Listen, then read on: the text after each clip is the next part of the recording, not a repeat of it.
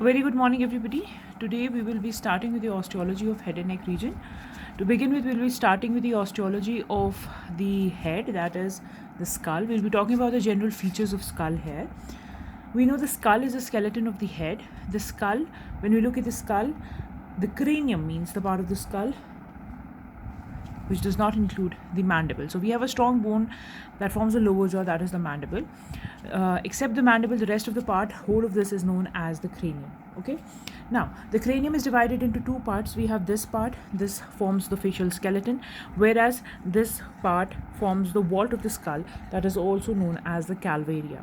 When we remove the calvaria, the part that is present is known as the facial skeleton.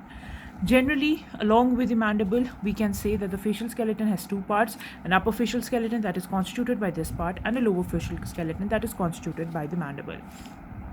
Now, when we look at the anatomical position of this skull, we keep the skull in such a way. Okay, so first we'll see the different normas. आपसे exams में पूछा जाता है, define norma verticalis, define norma frontalis. Okay, so when we view the skull, if we view the skull from the front, this portion, we view it from the front, this is known as norma frontalis.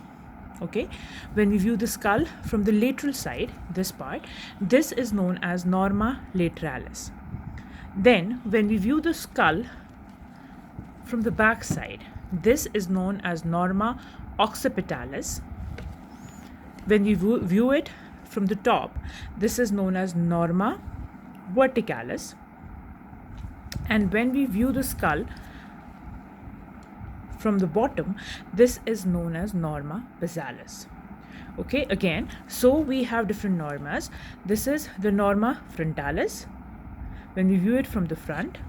This is norma lateralis when we view it from the lateral side. We have norma occipitalis when we view it from the back. We have norma verticalis when we view it from the top, and we have norma basalis when we view it from the bottom. If we remove the skull cap, the part that we see here, this portion, forms the base of the brain. This is also known as this part is known as the base of the skull. So this is what is known as the base of the skull, which is divided into different cranial fossas that will be dealt in with a different lecture. Okay. Now, the anatomical position of the skull. Here we will be seeing only two things you remember right now. So we have this opening here. This is the external acoustic meatus. Okay, and here you can see this is the orbit. So this is the infraorbital margin, this is the supraorbital margin. So when we keep the skull in the anatomical position, two planes are important to be noted. These are Reed's baseline. Reed's baseline is a line that passes, it's a horizontal line that passes through the infraorbital margin and the middle of the external acoustic meatus. Okay, so this is the Reed's baseline. Then we have a Frankfurt's horizontal plane. The Frankfurt's horizontal plane is marked by a horizontal line that joins the infraorbital margin with the upper portion of this external acoustic meatus. ठीक है, सो ऐसे line ऊपर margin से जाएगी, सो वो कहलाएगी फ्रैंकफर्ट्स plane, और ऐसी ही लाइन यहाँ से शुरू होते हुए सेंटर से पास होगी एक्सटर्नल अकोस्टिक मेटस के, उसको रीड्स बेस लाइन कहते हैं. These are two of the important anatomical lines that you see in skull. Okay, now